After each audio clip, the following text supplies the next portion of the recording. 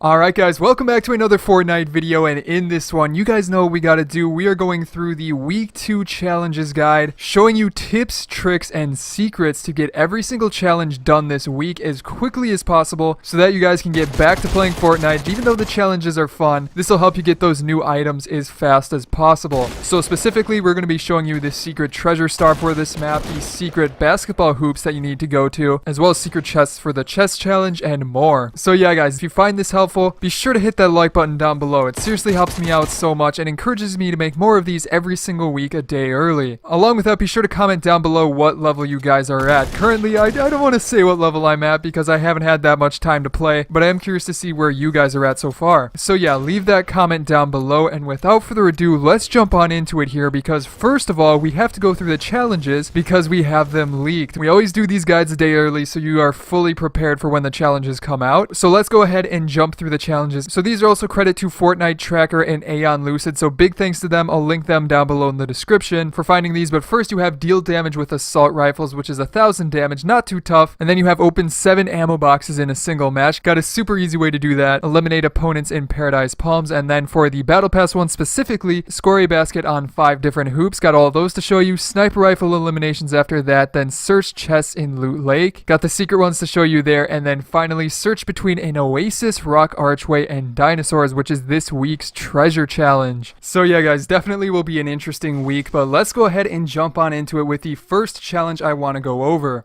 And you know what, let's actually show you guys this first one in game. The challenge I'm talking about here is the search 7 ammo boxes in one match. Now that might seem tough at first, but if you go to this one building guys, you can get this one done in like under a minute. It's that easy. So the building I'm talking about, and you might have remembered this, but it's the one in Greasy Grove. It is the Der Burger fast food place. Now as you can see here, we're gliding in, and the spot I usually like to land is right in this corner piece. Thanks for the lag.